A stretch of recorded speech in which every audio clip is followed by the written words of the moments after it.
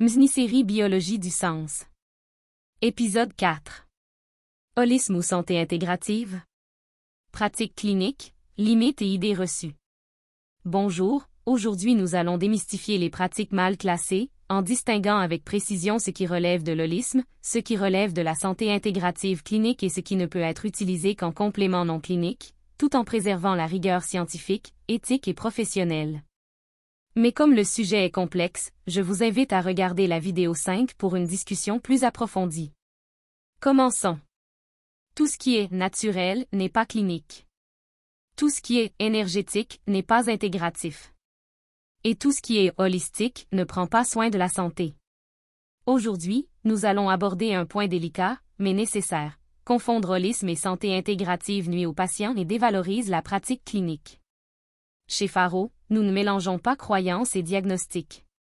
La santé intégrative n'est pas une discipline ésotérique. Rappelons que l'holisme n'est pas une approche clinique. Il s'agit d'un domaine philosophique, spirituel et expérientiel. Il ne requiert pas de diagnostic biomédical et ne repose pas sur des critères d'efficacité clinique démontrables. Il n'est pas soumis à la responsabilité des professionnels de santé. La santé intégrative, en revanche, est une approche clinique. C'est un modèle clinico-scientifique qui intègre la biomédecine, la psychologie clinique, les soins infirmiers et la médecine traditionnelle chinoise, avec diagnostic. Elle intègre l'anatomie, la physiologie, la physiopathologie, l'éthique des soins et la responsabilité professionnelle.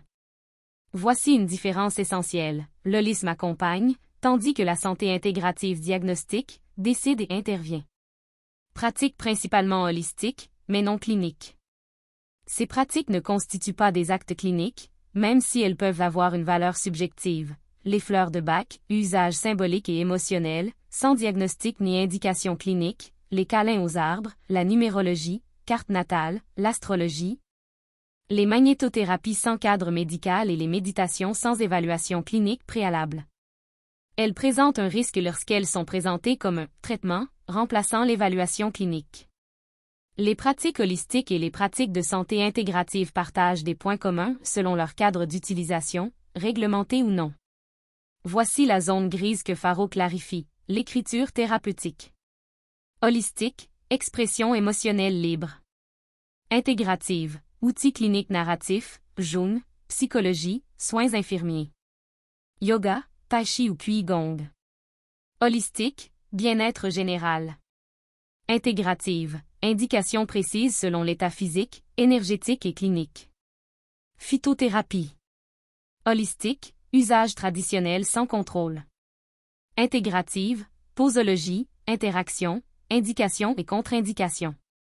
Le point clé pour Pharo, le cadre clinique et la formation du professionnel.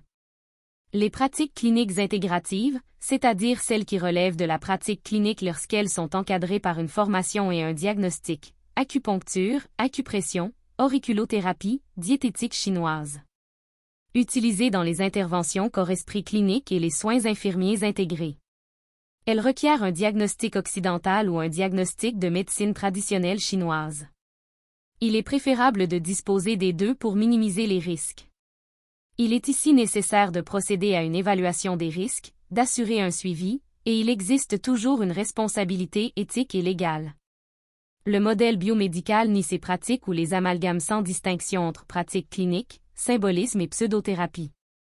Résultat, la dévalorisation de la santé intégrative, la confusion académique, éditoriale et entre professionnels, et des préjudices pour les patients. Que fait Pharo? Pharo définit, classe et intègre les approches intégratives sans les mélanger, et leur redonne toute leur dignité clinique. Chez Pharo, le savoir n'est pas accumulé, il est organisé au service des soins. Formation Pharo. Toutes les approches alternatives ne sont pas cliniques. Et toutes les approches cliniques ne sont pas nécessairement réductionnistes. L'éthique réside dans la capacité à faire la distinction. Invitation. Si vous êtes un professionnel de santé et souhaitez intégrer les approches intégratives sans compromettre la rigueur, la formation « Biologie du sens », niveau 2 et la formation à l'entretien clinique sont à votre disposition. Si vous êtes coach, biothérapeute ou simplement curieux de la santé, la formation « Biologie du sens », niveau 2 vous attend. Une formation de coach à la méthode Faro sera bientôt disponible. Chez Ici El Faro, nous vous offrons tous les outils que personne d'autre n'enseigne. Abonnez-vous à la chaîne.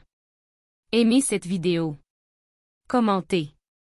Partagez cette vidéo pour sensibiliser le public. Pour en savoir plus, consultez la mini-série disponible sur YouTube.